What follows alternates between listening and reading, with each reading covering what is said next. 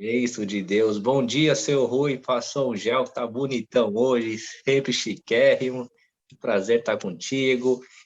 Minha diamante Kerli vai ficar também Kerli e não Kerli, Kerli.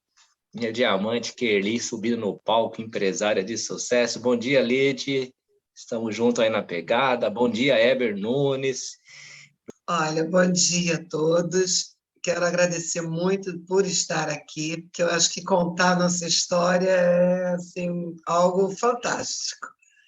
Porque eu não levo a minha história como, oh meu Deus, como uma coisa, sabe, que não podia ter acontecido nunca. Eu acho que se eu cheguei aonde eu cheguei até hoje, é porque eu passei por muitas coisas. Eu vou resumir porque com 65 anos, quase 65, falta só 2 meses, é muita história para contar, tem muito detalhe. Então, eu vou dar uma pincelada. Bom, eu vim do interior de Minas Gerais, uma cidade chamada São Pedro dos Ferros. Eu não conhecia minha mãe. Meu pai, eu fiquei até os 4 anos de idade e fui para uma casa de um juiz de paz, que na época assim chamava. E lá fiquei por um bom tempo, passei perrengues, apanhei de cinto, cuidei de criança menor que eu criança também, mas eles tinham assim, eles pegavam as meninas e cuidava por um tempo do jeito deles e mandava para Rio e São Paulo. E eu sempre escutava falar em Rio de Janeiro e São Paulo. E era uma coisa que eu tinha muito no meu coração. Um dia eu ainda vou conhecer ou morar no Rio ou em São Paulo. E o tempo passou, com os 7 anos, foi duas senhoras lá na casa desse juiz de paz, e uma dessas senhoras foi quem me adotou. Nós nos apaixonamos, foi um amor assim incondicional à primeira vista. Nós nos abraçamos. E eu vim para o Rio de Janeiro. Eu realizei o meu sonho de vir para o Rio de Janeiro, aquele sonho de criança.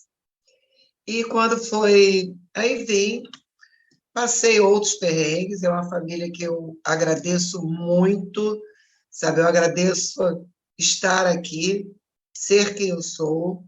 Eu sou o tipo de pessoa que eu falo, da pessoa mais humilde ao presidente da República, se for preciso. Então, eu agradeço muito essa família de ter me dado educação, ter me dado sabedoria, mas foi daquela forma antiga, né? Que era na base de supapo. Ou aprendi ou aprendia. Estava aprendendo a ler em casa, porque não tinha registro ainda para ir para a escola. Aí falava-se as vogais, né, na moda antiga, A, E, I, O, U, eu ia muito bem. E quando invertia as letras, o A virava U, o U virava I, e cada hora era um tapão das ideias para poder clarear a memória. E foi caminhando, com o tempo fui, fui de fato adotada, né? Meu pai ainda estava vivo, o meu pai legítimo, eu consegui, aí conseguiram fazer meu registro. Meu pai fez a doação para essa família, que eles levaram foto, todo minha e tal, e ele me deixou de vez com essa família. Logo depois ele veio a falecer e eu continuei. E tinha aquela coisa que eu não podia chorar porque perdeu o pai, porque não sei o quê. Você está bem? Você não tem necessidade disso? Você tem uma família? Aí as tias, né, o pessoal falava. E eu chorava muito no travesseiro, porque eu tinha saudade, o do meu pai eu tinha uma lembrança, o qual eu não vi mais. Mas fui seguindo, estudei com muita dificuldade, eu digo que eu sou uma pessoa esforçada. Eu não me considero assim inteligente, eu me considero muito esforçada, sabe? E Venci, fiz meu primário, meu ginásio, fiz meu segundo grau, que foi o magistério. Aí, aí as tias, né, só escutavam as bocas pequenas. Agora essa menina vai ficar metida. É professora, agora vai ser toda metida. Aí continuei a mesma coisa, sendo o que eu era. Sempre gostei muito de falar, de conversar. Ficava de castigo demais, porque falava a aula inteira, sabe? Era do tempo de escrever 100 vezes, não devo conversar em sala de aula, não devo fazer, devo acontecer. Mas fui vencendo. Sempre fui assim, eu sempre fui uma líder, mas uma líder até inconsciente. Eu nunca fui muito de me impor, não, mas quando eu tinha que fazer as coisas, eu ia lá e fazia. Eu decidi. Eu tenho história assim, de fazer trabalho em grupo, a professora entregar para mim, porque eu era líder do grupo, né, tal, e todo mundo queria levar o trabalho para casa no mesmo dia, no mesmo tempo. E não tinha como. Era um trabalho no grupo. Eu me lembro que eu criei um caso, me irritei com aquilo. Eu falei assim: olha, ninguém vai levar esse trabalho. Já que eu não vou levar, ninguém vai levar também. Fui lá e rasguei o trabalho. E fiquei esperando ver o que ia dar uma confusão. Mas foi tudo bem. O pessoal ficou espantado olhando a minha reação. E foi para casa. E falei assim: mãe, tiramos 10, foi tudo bem, tudo certo. Só que 5 queriam levar o trabalho no mesmo dia. Ninguém quis entrar no acordo. Rasguei o trabalho. Pronto. Já estava com a nota, estava tudo pronto. Quiseram me pegar lá fora, mas ninguém pegou, claro. E eu vim embora.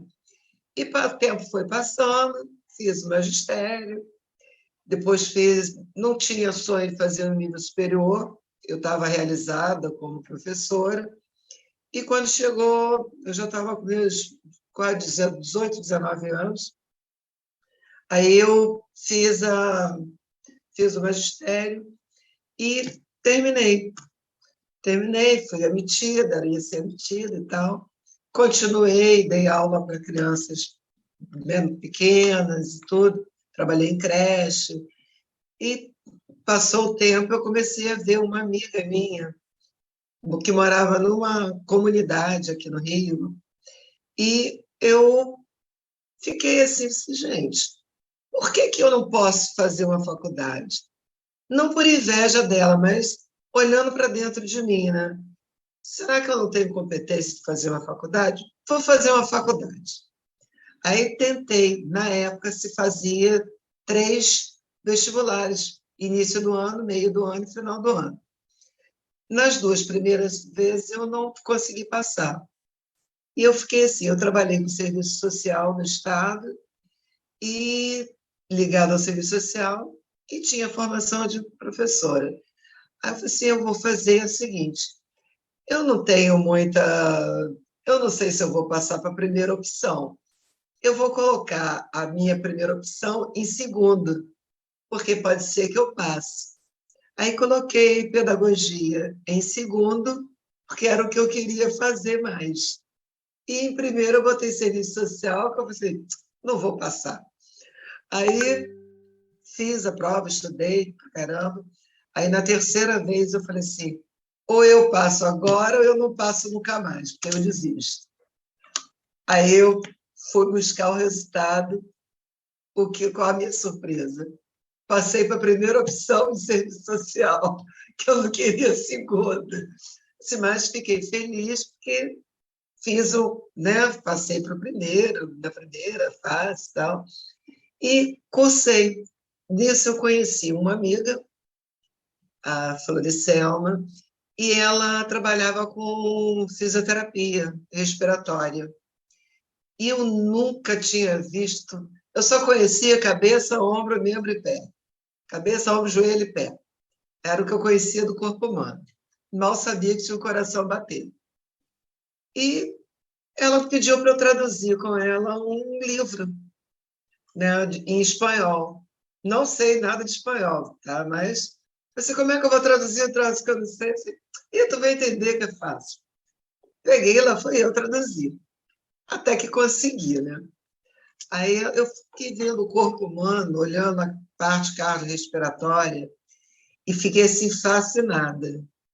Eu, caramba, é assim que funciona? Mas o que que você está fazendo?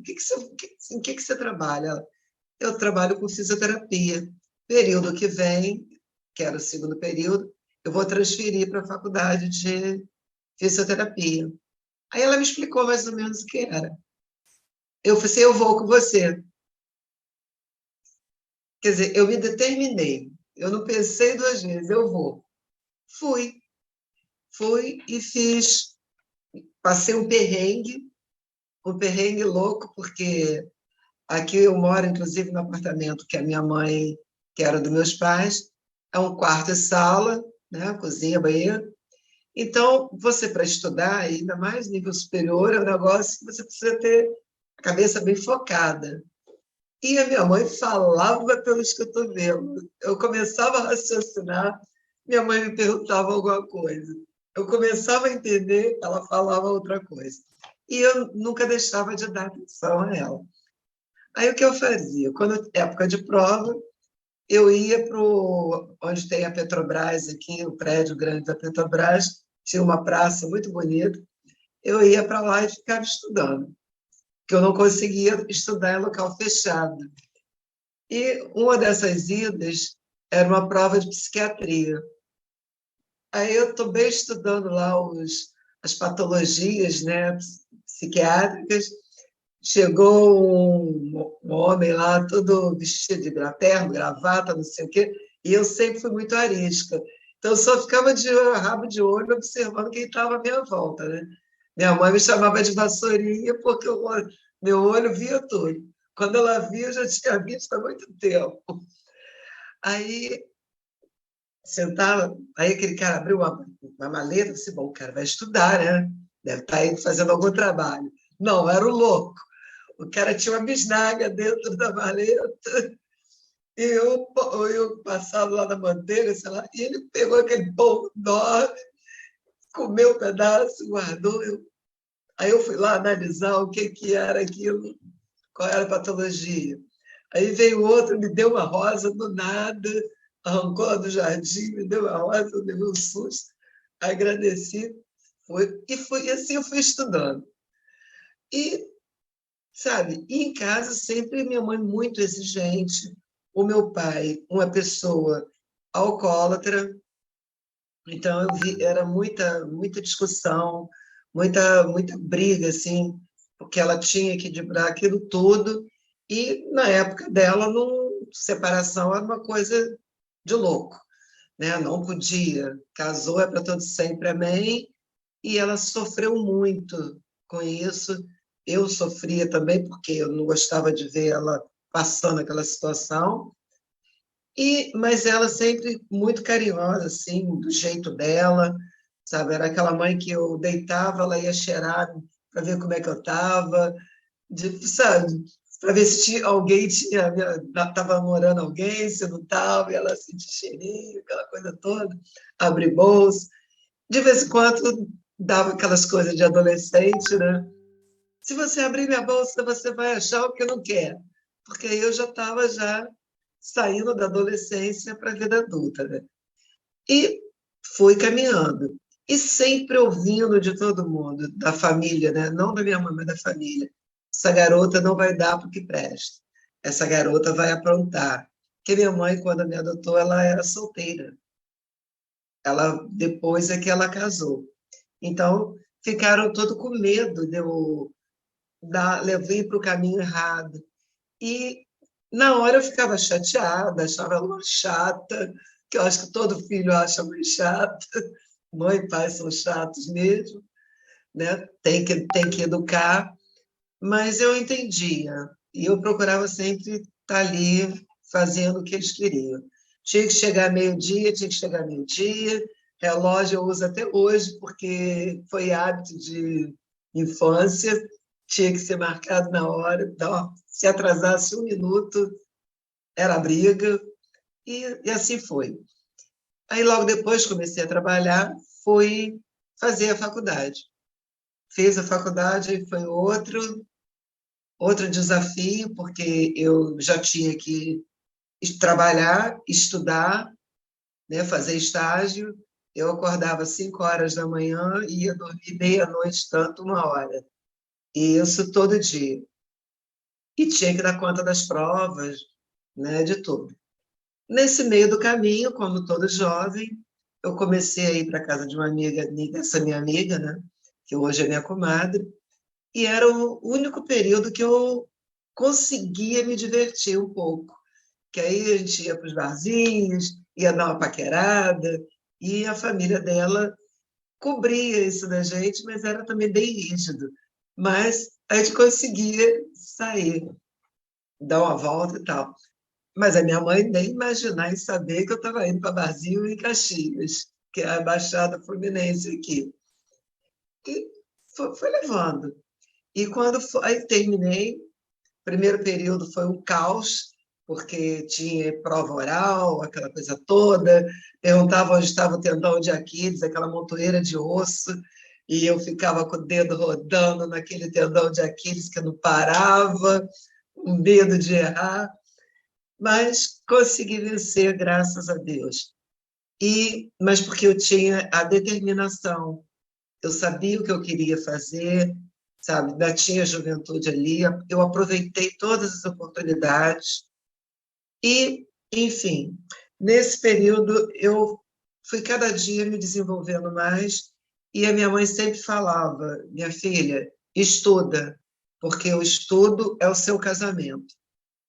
Ela nunca deixava eu namorar ninguém, ninguém prestava, ninguém servia, e eu não entendia o porquê. E esse porquê, aí nesse inteirinho, eu me apaixonei por um rapaz, uma paixão louca, um negócio louco. Quer dizer, para mim foi amor, não sei. Né? Hoje em dia eu falei assim, sei lá o que foi. Mas só sei que a minha mãe criou um morcego e nada foi para frente. Eu não tive uma história que teve começo, meio e fim de relacionamento. Então, foi uma pessoa que ficou na minha vida durante 30 anos.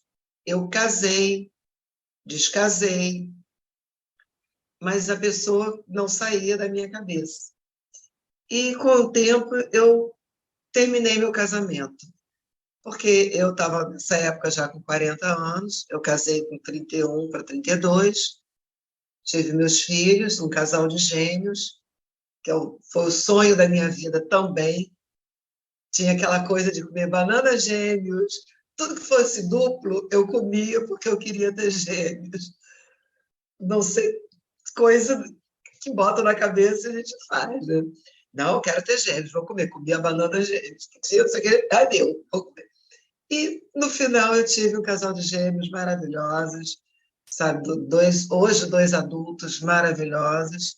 Eu só agradeço a Deus, que seguraram a outra etapa da minha vida. E foi indo, minha mãe me ajudou num período que precisava a dar uma forcinha com eles, mas eu sempre tinha alguém para ajudar. Meu marido era uma pessoa calma, muito devagar. Eu, muito agitada, acho que já dá para perceber que eu consigo falar as coisas bem rápido. Eu sempre agitada, sempre fazendo 1000 coisas ao mesmo tempo, cuidando de casa, cuidando de filho, trabalhando fora. Aí fui morar no sul de Minas, próximo a São Paulo, a Ribeirão Preto, inclusive, e lá era interior do interior. Foi assim para os meus filhos, foi o máximo. Para mim também, conheci a cidade inteira, sabe? Fiz amizades assim que eu tenho até hoje e fui ali, fui criando meus filhos. Aí eu fui sentindo que o meu casamento, a parte homem e mulher, estava deixando de existir. Eu deixei de ter um marido para ter outro filho. Eu falei assim, pô, eu casei para ter um marido, um parceiro, e não para poder eu ficar mandando o marido fazer isso, fazer aquilo. Os filhos, tudo bem, que eu ainda tinha que educá-los, mas um adulto, não, né? E foi me cansando, essa história foi me cansando. Não bateu. Eu digo que o oposto é muito ruim. Acho que não precisa ser igual demais, mas tem que ser meio termo. Aí acabei, mudei, saí do sul de Minas, fui para Minas também, mas mais próximo aqui de Juiz de Fora. Meus filhos já estavam já com 6 para 7 anos. Aí eu continuei orientando, cuidando de tudo. Ele trabalhava em outra cidade e tal, mas o relacionamento foi degringolando.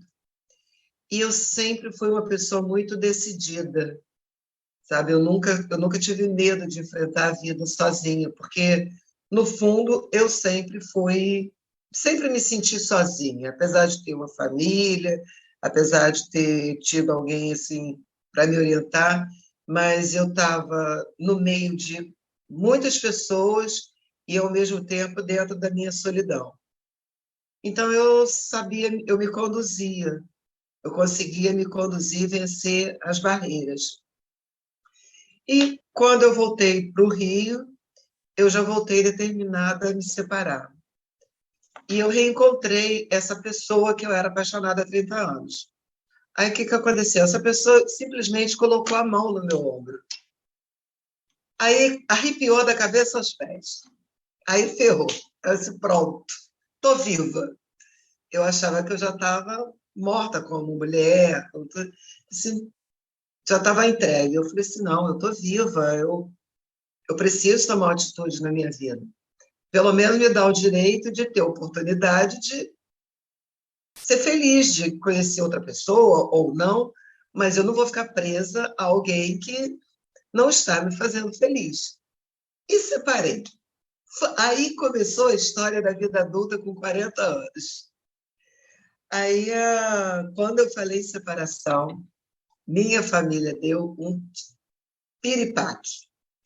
Minha mãe, ruim com ele, pior sem ele, que eu acho que todo mundo aí deve conhecer essa frase. Aí eu ficava assim, pior com ele, ruim sem ele. Eu matava minha mãe com isso.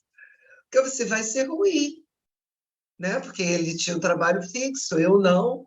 Eu sempre fui autônoma. Depois eu tive que sair do estado, porque fui morar em Minas, não podia levar o trabalho. E fiquei como autônoma. Eu falei assim, não, ruim com ele, vai ser pior com ele, ruim sem ele.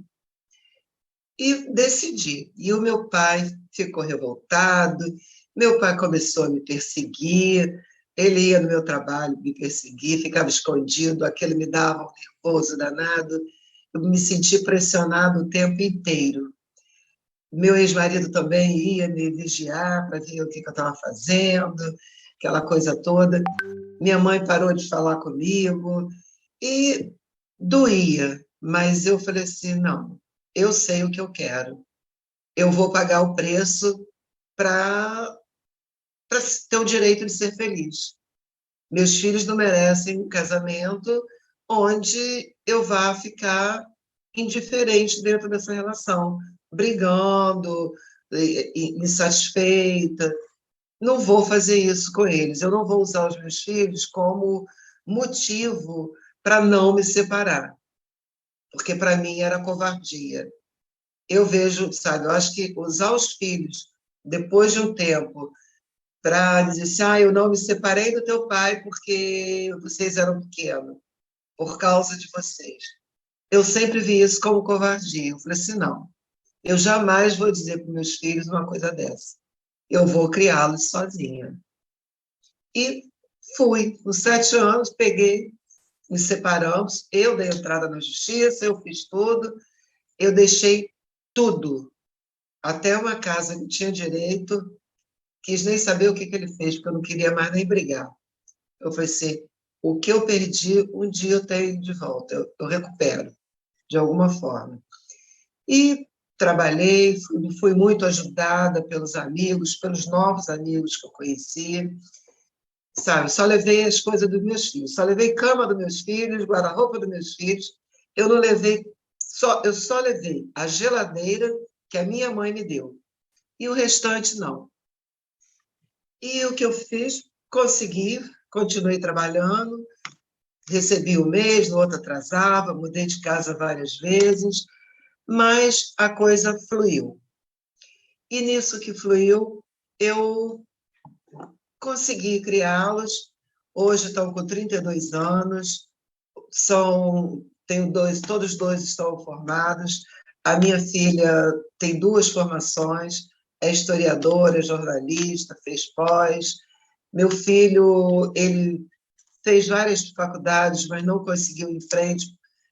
Tá até agora que ele está conseguindo fazer o que ele quer, que é cinema. Ele está muito feliz, e eu também, que eu sempre falei que ele deveria fazer o que tinha que ser feito, o que ele gostaria de fazer, e não fazer coisas para ganhar dinheiro, fazer por amor, sabe? O amor, eu acho que é algo que a gente tem que valorizar no trabalho, na vida pessoal, porque se você pensar no dinheiro, isso é uma coisa minha, sabe? Minha mesmo. Quando você pensa no dinheiro, você faz as coisas com má vontade, você não faz por prazer. E eu acho que trabalho você tem que fazer por prazer.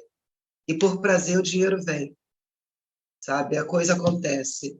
Então eu procuro sempre fazer tudo com muito amor. Se eu não tiver amor para fazer, eu não vou fazer. Se eu não estiver bem naquele dia eu prefiro não fazer do que não fazer com vontade, com garra. Mas eu faço. E tudo foi caminhando.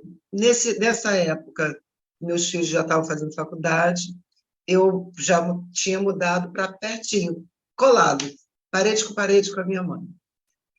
E eu comecei a ver minha mãe passando cada dia mais perrengue. Ela já com 80 anos, o meu pai cada vez mais alcoólatra, e eu toda hora vinha para cá, batia na porta, entrava, o que está acontecendo? Eu não admitia que ele encostasse um dedo no fio de cabelo da minha mãe, porque ela era a minha mãe, né? E tirava ela daqui, levava ela para lá para o apartamento do lado, ia ver uma comidinha, fazia uma comida para ela, fazia uma comida para ele. Comecei a cuidar de duas casas e tendo que trabalhar para bancar o aluguel. Aí chegou uma hora que minha mãe começou a piorar, com demência senil, ficou desafiador demais. Nessa época eu trabalhava numa outra empresa, que eu já era equipe mundial, estava indo muito bem, porque eu andava, tinha carro na época, aí era fácil de eu me locomover, aí eu estava sempre atendendo pessoas, montei espaço de vida caseira, e estava indo. E eu tive que chegar ao momento de optar. Ou eu crescia mais na empresa, ou eu cuidava dos meus pais, como filha única. Eu não podia deixar essa responsabilidade com meus filhos, porque a responsabilidade era minha. E nessa fase eu optei em cuidar dos meus pais.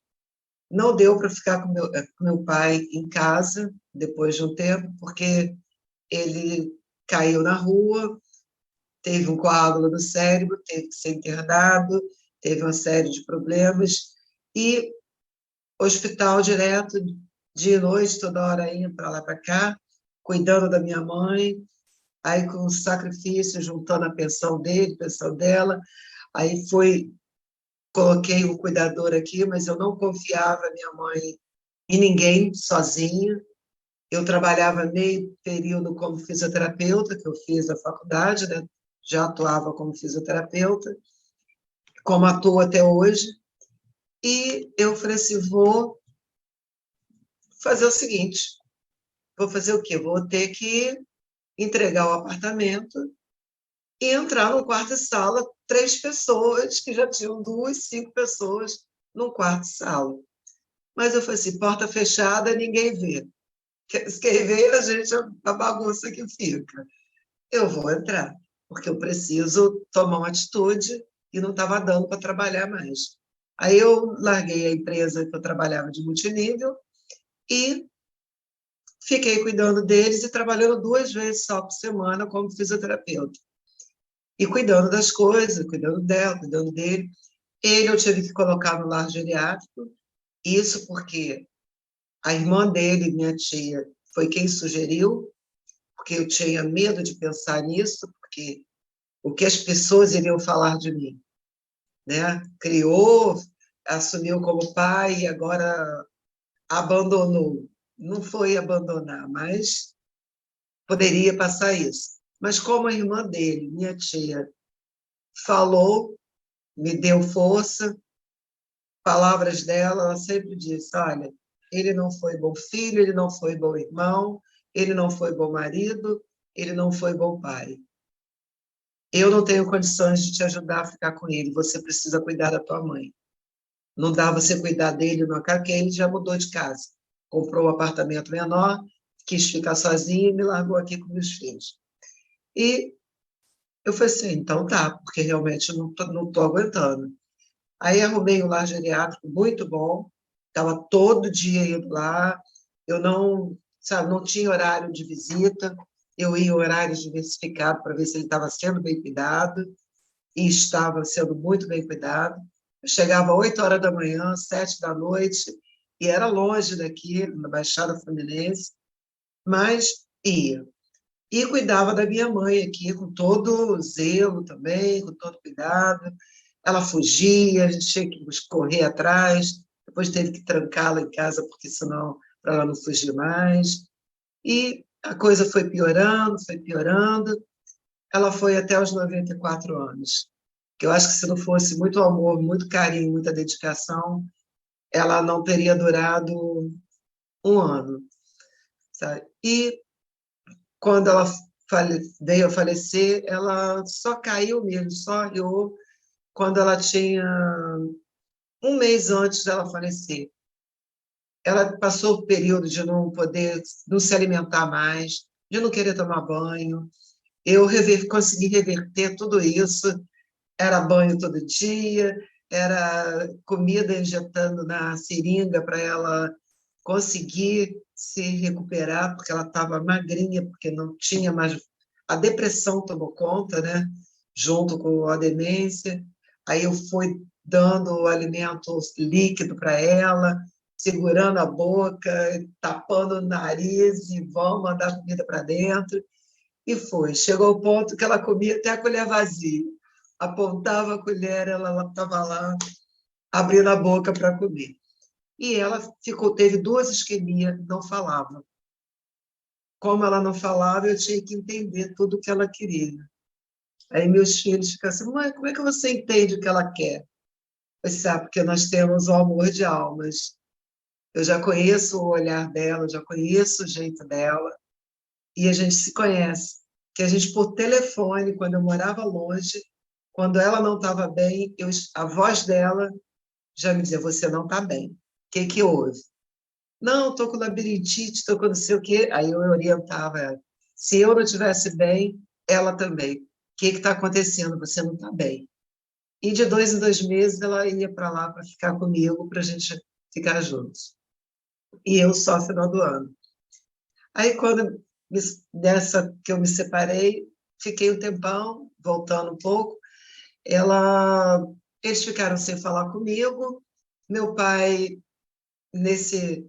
fazendo uma adenda aí que ele quase me matou, porque ele era faixa preta, e tinha 70 e poucos anos, mas ele me deu 3 cuteladas na nuca.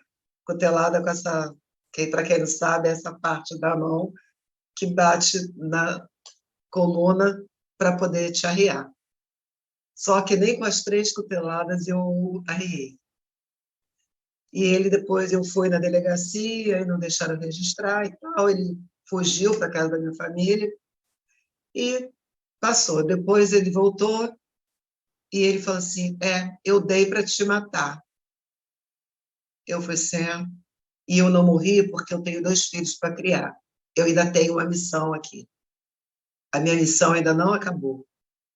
E passou, perdoei, ajudei muito. Toda vez que minha mãe precisava, que ele passava mal, estava morando em Caxias, eu vinha correndo para socorrer, eu vinha dar apoio, e fui caminhando, as coisas foram acontecendo, e hoje meus filhos estão formados, eu herdei, né, dos meus pais os 2 imóveis, que a minha mãe dizia assim, minha filha, você não precisa se matar, um dia isso aqui vai ser seu. Eu, mãe, mas eu quero que você fique para semente, eu não quero a tua casa. Eu não quero as coisas que você tem, eu quero poder conquistar, quero que você viva, quero você perto de mim.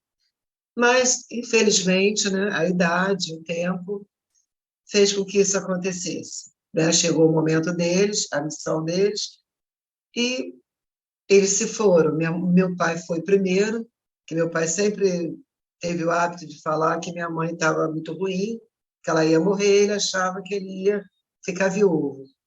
E eu falava, pai, não fala isso. Não fala que não deseja o mal de uma pessoa, que o mal vai contra você. Se você deseja que ela morra, é capaz de você ir na frente. Tu para de falar isso por aí. E, infelizmente ou não, aconteceu. Ele foi primeiro e ela ficou mais um ano aí. Então, eu tenho um ano de diferença que eu perdi um, perdi o outro. E eu fiz a mesma coisa que eu fiz para minha mãe, eu fiz para o meu pai. Eu paguei o plano funerário todo, a mesma urna que eu fiz para minha mãe. Eu digo assim, eu digo assim, para morrer basta estar vivo, qualquer coisa serve, porque vai tudo apodrecer. Mas eu quis homenagear minha mãe dando o melhor naquele último momento. Eu só não dei a urna presidencial, que eu achei que era ostentação demais, mas era uma abaixo. Eu fiz para ela e fiz para ele. Porque eu tinha, apesar de todos os contratempos de vida, eu tinha uma coisa chamada gratidão. Eu sempre fui muito grata. Porque se eu tivesse lá no interior de Minas Gerais, eu não teria chegado hoje aos meus quase 65 anos. Porque eu entrei em eclâmpsia da minha gravidez, eu podia ter morrido, meus filhos podiam ter morrido, e isso tendo condição, tendo plano de saúde. Imagine no interior, sem recursos, sem nada. Eu não teria existido. Seria mãe nova, criança também, teria morrido. Então, se eu estou aqui, eu agradeço a essa família, né? E agradeço também, e aprendi com a vida, que eu fiz vários cursos, várias terapias online. A época da Covid foi uma época que, para mim, eu tirei muito proveito. Eu consegui realizar, eu digo que eu já fiz na vida tudo que eu tinha que fazer. Que dizem assim, que é plantar uma árvore, né? Que o homem precisa plantar uma árvore, escrever um livro e ter filhos. Aí, quando eu terminei de fazer essas 3 coisas, eu falei assim, pronto, ferrou. Agora, o que me resta? Já não me resta mais, já fiz tudo. Mas eu até trouxe, deixei separado para mostrar. Esse foi a primeira coletânea que eu participei como escritora. Foi o sonho da minha vida escrever alguma coisa sobre mim e sobre a Covid. Então, esse aqui foi uma das coletâneas, né, que é Esperança em Tempos de Pandemia. Foi a época que eu mais estudei. Eu me tranquei no quarto 3 meses e fui estudar. Eu fiz coach de relacionamento, com certificação, eu fiz coach de emagrecimento, eu fiz curso de terapia floral, eu fiz curso de reiki. Então, eu meti a cara nesse período para isso. E tudo isso eu pude transcrever, sabe? Como eu ultrapassei. Aí escrevi um outro também, essas mulheres inspiradoras, né? E suas histórias. Então, eu também estou dentro dessa coletânea, do primeiro volume, que também pude escrever as histórias inspiradoras de vida. Quer dizer, eu estou tendo mais uma oportunidade de falar de forma mais ampla, porque aqui foi só o começo, foi só uma pincelada, mas que foi assim, também maravilhoso. E um livro de autocuidado, O Milagre que Vem de Dentro, que eu também tenho participação. Então, eu tive a oportunidade de fazer coisas que eu quero escrever sobre minha vida, mas confesso que eu sou preguiçosa para escrever, porque eu gostaria de escrever o livro só meu, mas eu sou preguiçosa, eu confesso.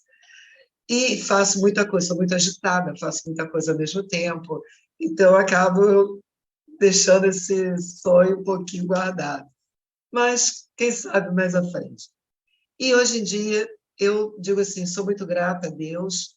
Eu não fiz da minha história um drama, eu fiz da minha história uma comédia. Eu nunca falei da minha história chorosa, sofrida, porque eu acho que tudo que eu passei fez eu chegar aonde eu cheguei. Me faz ser uma pessoa melhor. Eu sou uma pessoa que amo muito próximo. Eu aprendi a perdoar, sabe? As pessoas fazem o que fazem comigo, na hora fico triste porque sou humana, mas ao mesmo tempo eu procuro encontrar, ressignificar esses acontecimentos de vida, porque eles é que nos acrescentam experiência, eles é que nos levam à evolução. Eu acredito muito na evolução humana, no ser melhor, mas a gente só pode ser melhor quando a gente se compromete consigo mesmo. E estou de olho no relógio. É, aí eu fiz uma outra história que eu vivenciei, que foi muito importante, que a minha mentora, Lidiane, fez também. Toda vez que tem, eu faço. Mas a primeira vez que eu conheci esse processo de trabalho de gratidão, de trabalhar a gratidão, eu fiz, foi um negócio muito louco, porque quando eu me separei do meu ex-marido, eu falei assim, gente, eu só aprendi a trocar pneu com meu ex-marido. Não aprendi mais nada em 7 anos.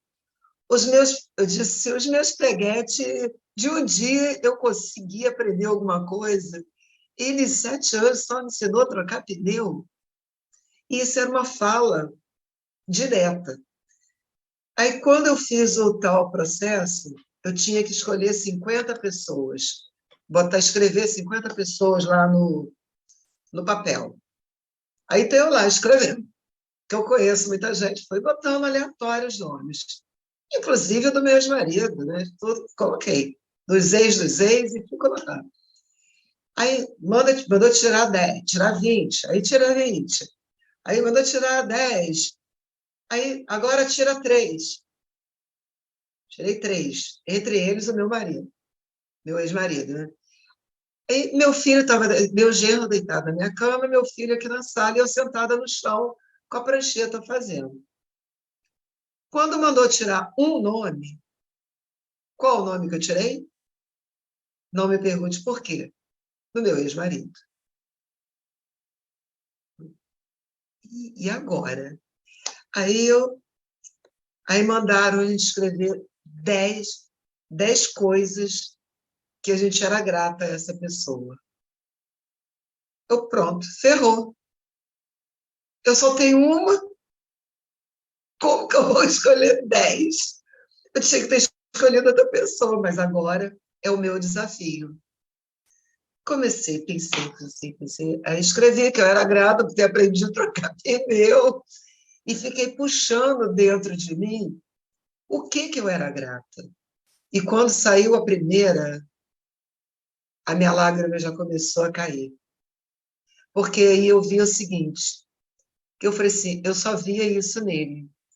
Mas eu tinha o sonho de me casar? Tinha. Era um sonho. Casei. Pô, então eu sou grata de ter conhecido esse homem. Foi ele que me deu a possibilidade de eu casar. Durou 7 anos, mas durou. Durou o tempo que tinha que durar. E eu tive meus filhos, gêmeos, que eu queria, que era meu sonho de infância. Então, eu sou grata, gratidão por ter me proporcionado ter 2 filhos, gratidão por eu ter me casado. Aí começou, aí desencadeou o processo das 10 e mais alguma coisa. Mas nisso eu chorava direto. O meu genro só ficou olhando para minha cara, ninguém nem se atreveu a falar nada. A lágrima caindo e eu escrevendo. E faltava 2 dias para o aniversário dele. Aí eu falei assim, eu vou fazer uma coisa, eu vou ter que, esse vai ser o presente dele. Eu não falava com ele, tinha o número dele todo, mas os filhos já adultos, eu peguei e falei assim, eu vou mandar uma mensagem para ele. Dei os parabéns pelo WhatsApp, com medo dele me dar um passa fora, né? Eu falei assim, bom, não falo com ele nunca, eu vou levar o passa fora. Mas aí mandei a mensagem de voz e tal, e fotografei o rascunho pingado com as minhas lágrimas, mas agradecendo. Eu te agradeço por isso, isso e isso, te agradeço por aquilo que eu fiz. E mandei para ele. Deu uns 10 minutos, ele leu, com certeza, e nesse dia nós ficamos mais de 40 minutos falando no telefone, relembrando os momentos que foram bons. E eu senti ali que nós nos perdoamos, né? Tiramos aquele ranço de raiva, de coisa. Então, eu abri, o meu coração ficou aberto e ele também sentiu que teve o reconhecimento que ele também merecia, né? E com isso, eu não digo que hoje nós somos amigos, mas não somos mais inimigos, porque eu falei com ele, Sullivan, o que eu estou fazendo eu estou procurando deixar para meus filhos não coisas materiais. Coisas materiais é herança dos meus pais, que com certeza vai ficar para eles. Mas eu quis deixar um legado para meus filhos, saber perdoar, saber lutar, saber vencer, saber ir em busca de tudo que eles querem de bom, deles não desistirem nunca, sabe? Saber que a gente não leva nada nessa vida. Quando eu for dessa vida, eu vou com a mala vazia, mas eu sei que eu vou deixar muitas pessoas com lembranças boas de mim, porque onde eu vou, eu deixo uma semente boa. E é isso que, para mim, me importa.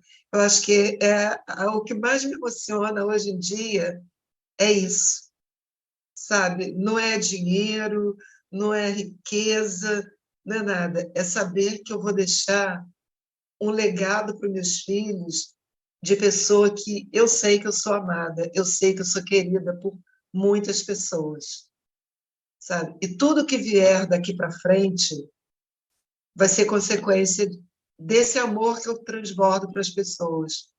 Eu faço fisioterapia por amor. Eu tenho prazer de tocar nas pessoas. As minhas mãos, se a pessoa fizer assim no ombro, a minha mão já vai. Não quero nem saber se é homem, se é mulher, se é bonito, se é feio. Se eu conheço ou não conheço, a minha mão vai. E eu pego, e eu consigo relaxar as pessoas. Eu digo que Deus usa muito as minhas mãos, sabe? Usa muito as minhas mãos. Eu peço a Ele que Ele preserve por muito tempo ainda, para eu usá-las. E uma coisa que eu gosto muito de vender na Marca da Paz, o gel massageador. É o que eu mais faço divulgação, porque eu uso deles e sinto que a coisa flui. Aí eu falo do produto, porque é uma coisa que me faz bem, sabe? Então, hoje em dia, com 65 anos, os sonhos tinham morrido. Confesso que eu já estava sem sonho. Eu confesso que a Marca da Paz me deu essa... fez voltar um pouco, fez eu ter algum sonho. O meu sonho hoje em dia é viajar, ter o suficiente para, sabe, poder viajar, conhecer o Brasil todo. Tenho vontade de conhecer cada cantinho desse Brasil, que já tinha morrido também. Ir para o exterior, eu não sei, porque eu não sei falar inglês, vai ser um negócio meio esquisito. Não sei, pode até ser, mas o Brasil eu gostaria de conhecer ele como todo, que eu acho nosso Brasil lindo. E, então eu tenho esse foco. E poder também, em certos momentos, ajudar mais os meus filhos, apesar que eles não estão, graças a Deus, necessitados. Mas como mãe galinha que gosta dos filhos junto, que quer fazer as coisas, vai ser muito bom também ajudar meus filhos e deixar mais alguma coisa aí para eles, para a vida ficar um pouco mais leve para eles. E ter saúde para poder seguir em frente. É isso. E eu tenho só, assim, que agradecer a Marca da Paz, é um adendo, que eu sempre falo com a Lídia, que a Lídia é minha filha, tá? Eu sou mãe dela, a mãe dela não sabe, mas ela é minha filha também. E, e eu falo sempre o seguinte, que eu já trabalhei em várias empresas de multinível, tá? E cresci em uma delas, até certo ponto, foi quando eu parei. Outras eu entrei e saí, que vi que não dava para mim. Mas eu vejo na Marca da Paz uma coisa que eu não vi em nenhuma empresa, nenhuma. Essa união, esse querer ajudar um ao outro, tá? Essa coisa de não ter separação de equipe, sabe? De você falar uma coisa, fazer um evento, eu assistir, eu aprender, do seu Rui falar alguma coisa, dar uma live, eu lá poder assistir, sabe? Eu não sou do grupo dele, mas eu estou ali de entrosa, mas eu estou ali bem recebida, sabe? Da Lê falar alguma coisa, da Lide falar, sabe? Então, eu acho que isso agrega tanto, sabe? E eu ter o apoio da Lídia, eu digo, eu não abandono, eu só vou abandonar a Lídia se Papai do Céu me chamar, né? Se ele achar que a minha missão acabou hoje, tchau, tô indo. Que eu também não tenho medo da passagem, não. Se eu estiver aqui, eu vou feliz, vou bem. Mas, enquanto eu estiver aqui, eu vou assim, eu não largo a Lídia. Entre trancos e barrancos, que para mim é um desafio muito grande, porque a minha cachola tem horas que dá um revertério aqui dentro, assim, gente, eu não consigo. Tem horas, vou te confessar uma coisa, Altamir, em público, quando você faz maratona, eu não sei se eu escuto o Zoom ou se eu vou fazer o trabalho. Não sei, não consigo. Eu não consigo, na hora eu não consigo. Ou eu te escuto, ou eu faço o negócio. Então, o que eu faço? Eu copio tudo direitinho, depois que eu ouço você, ouço o pessoal falando, que eu acho que é importante para eu entender o processo, eu deixo tudo anotado. Aí, depois, no dia seguinte, eu vou lá e faço tudo direitinho. Mas, nessa hora, a minha cabeça não resiste. Mas eu faço. Tá? Mas eu faço acontecer. Tá? Estou te falando, me conheço, se eu estiver errada, pode puxar minha orelha, mas eu não consigo assimilar duas coisas ao mesmo tempo. Nesse ponto, eu sou tipo homem, né? Que não consegue fazer muita coisa ao mesmo tempo. Eu faço outras coisas, mas coisa que exige trabalho mental, eu fico doidinha. Mas eu chego lá. Bênção de Deus, Elisara. Gente, não tem coisa melhor do que escutar a história do próximo. Eu amo isso, gente. Eu amo Foi isso. muito legal. Eu amo demais isso. Não queira falar mal do meu café com superação, que vai arrumar briga comigo. É muito Vai arrumar legal, briga comigo, muito Elisara. bom. Eu amo isso, eu amei. Gente, eu acho que da vida corrida, a nossa rede ser muito espalhada, o Altamir, ele não ia conseguir ele ter a oportunidade de escutar a história de cada um de vocês e vai vir muita gente boa aqui ainda. Vai vir Bem, muita gente boa. com E é certeza. isso, que nem a Elisa Aurélia está conosco há um ano já. Está conosco um ano aí com a Lid, fechado com a Lid. A Lid, ela está na minha frente. Chegou uma hora ali que ela começou a chorar mesmo, de emoção, que sabe a nossa responsabilidade de líder. Ela sabe que tem uma responsabilidade com a Elisa, ela sabe disso. E isso é o nosso trabalho de ser líder. Altamir, você gosta de ser com a gente duro? Gente, qual pai e mãe gosta de ser firme com seu filho? Nenhum. Mas quem ama faz isso, né?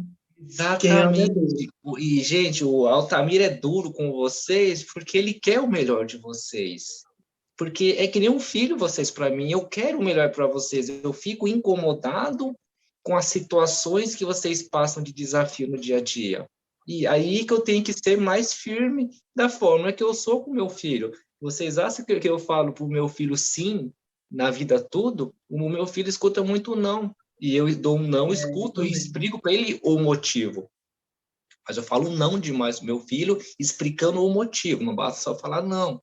Por quê? Porque eu preciso ensinar ele que a vida vai ser dura. E eu preciso ensinar vocês que a vida já está sendo dura com vocês. E no caso a gente está sendo muito paciente e não tomar decisão. A decisão, ela tem pressão. Ela falou hoje para a gente aqui, Elisaura, quando ela tomou uma decisão, o mundo vem em cima dela, porque a vida é assim. Elisaura, a palavra que você mais falou, fala um pouquinho do seu perfil. Eu amo falar de perfil. Eu amo falar de perfil. A Elisaura, ela falou a palavra mãe, 5, 10, 15, 20, 25, 30, 35, deu 38 vezes. Que eu me lembro hoje, a pessoa que falou a palavra mãe em quase inteiro no seu contexto do café foi o Talmir. Ele falou muito na palavra mãe aquele dia, que é a Selminha, que está conosco também, que bênção, né? E hoje a Elisaura, ela falou muito mãe. Imagina uma menina que não teve os pais ali de infância, na fase adulta, ela fala muito a palavra mãe. Ela cuidou da mãezinha dela até o fim. Olha para vocês verem que história linda, gente. Que história linda. A segunda palavra que ela mais falou bastante foi, quer ver, ó, a palavra agradecer. Agradece, por incrível que pareça. Ela falou 18 vezes. Aí ela começou a falar filho, aí sai da frente. 5, 10, 15, 17 vezes. Olha para vocês ver que frase forte. Essa frase, Elisaura, você me deu o meu dia, ou seja, o meu dia já amanheceu extraordinário e com essa frase ele vai fazer o meu dia virado no Passis e 20. A gratidão gera perdão. A gratidão gera perdão. Libera a gratidão que ela traz o perdão. É que nós fica preso no perdão. Eu tenho que perdoar, eu tenho que perdoar. Não, você precisa ser grato primeiro, porque a gratidão ela vai abrir a porta do perdão, porque você vai entender que nada na vida é por acaso, que tem momentos bons e a vida ela não é uma história assim grande. A vida são pequenos momentos de pequenas fases que fazem uma história. E esses pequenos momentos que a gente tem que viver. O grande mal das pessoas é que está esperando acontecer para viver depois. Viva hoje para acontecer. Viva primeiro. A gratidão gera perdão. Mais uma frase para o Altamir usar no dia a dia. E o Altamir aprende muito com vocês. Ela imagine uma criança cuidando de criança. É Elisaura. Uma criança cuidando de criança. E na fase adulta cuidou dos paizinhos e principalmente da mãezinha dela até o fim.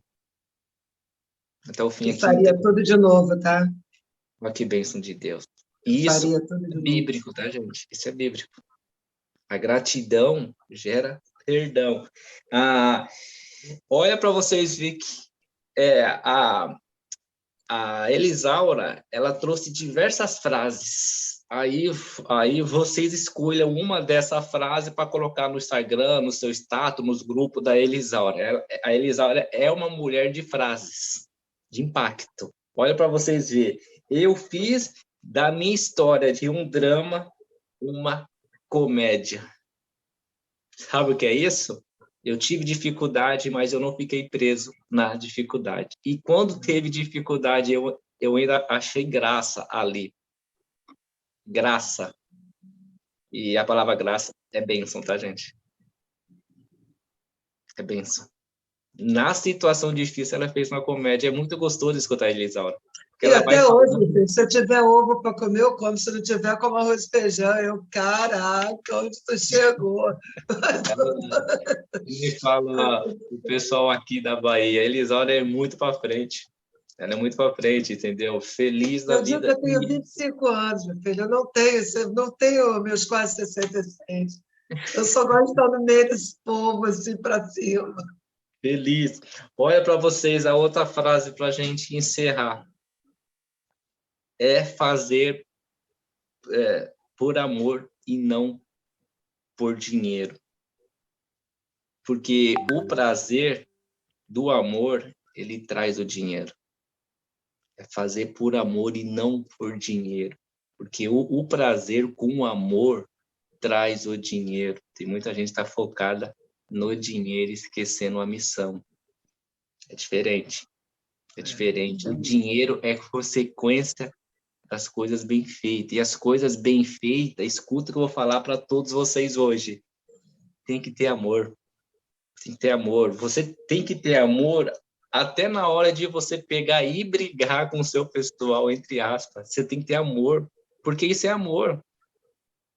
É amor. O Altamir, ele firme com vocês, isso é um gesto de amor, porque ele está se preocupando com todos.